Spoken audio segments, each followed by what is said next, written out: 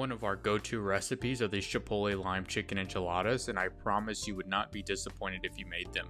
Good for both dinner and lunch meal prepping, these enchiladas contain under 450 calories per serving and a hell of a lot of flavor. So let's jump in on how to make it.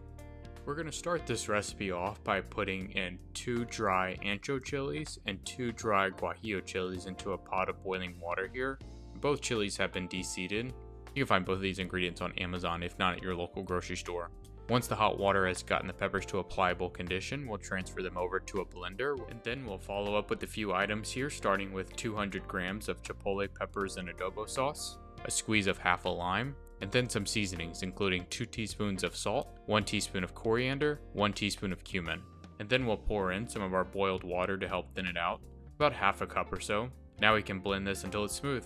And I'll note here that if you're not one for overly spicy food, I'd recommend cutting the Chipotles down to maybe something like 125 to 150 grams or so instead.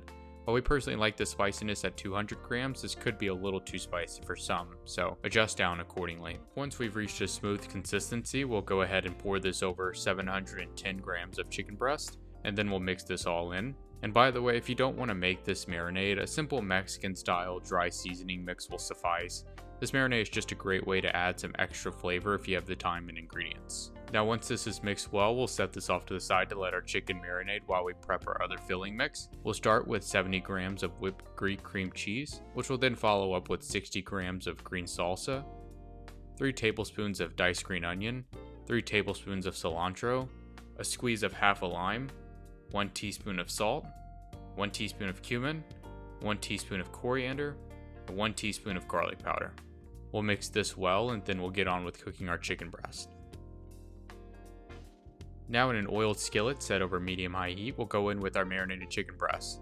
We're more or less just looking to get some color on these. We're not looking to cook them all the way through. So it's okay to turn the heat up a little higher than usual, although we don't want to burn the chicken obviously. But once we've gotten a nice sear, we're going to transfer this over to an oven. But before that, I'm going to pour in 50 grams of chicken stock, and then I'm going to layer over some of our leftover marinade on top of the chicken breast. Now we'll put this in an oven set at 400 degrees Fahrenheit until the chicken reaches 165 internally. Once our chicken is cooked, we can go ahead and shred it up in our skillet here. And by shredding it up inside the pan, this is a good way to capture all of the loose marinade and juices from the extra surface area we're creating here. Once this is where we want it, we'll then add this chicken to our bowl containing our cream cheese filling, for which we'll obviously mix that up as well. And once done, we can get on with assembling our enchiladas. I have 8 flour tortillas to my right here, but corn is also a perfectly good option if you prefer that instead for your tortilla. But the job here is simple. We'll add a scoop of our chicken mix to each one, roll it up, and then place each in our baking dish. And as you might have noticed, I've sprayed my baking dish with oil, which will help prevent the tortillas from sticking to the pan when they bake. Now once we're finished with all of that, we're going to top the tortillas off with 155 grams of red enchilada sauce and make sure we get that spread out nice and evenly. Then we'll follow that up with 80 grams of a Mexican cheese blend, which will also spread over nice and evenly. Now we're going to throw this in an oven set at 450 degrees Fahrenheit for about 5 minutes or so. We're really just waiting until the cheese is nicely melted. And here we are. I'm going to top this off with 2 tablespoons of cilantro, which is an optional add. If you don't like cilantro, you can certainly leave it off. And since we're having this for dinner, I'm not meal prepping it into individual containers, but this is certainly a dish that can be meal prepped if you wanted it to. And as a pro tip here, if you have any leftover creamy cilantro sauce that we made in the Mexican bowl recipe, or are open to making it, adding some of that and some Cotija cheese is a delicious addition.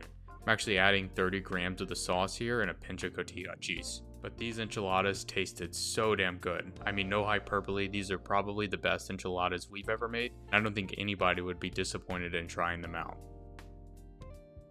Anyways, here's the macro and ingredient overview for the dish, all of which can be found on our website, which is linked in the description as always.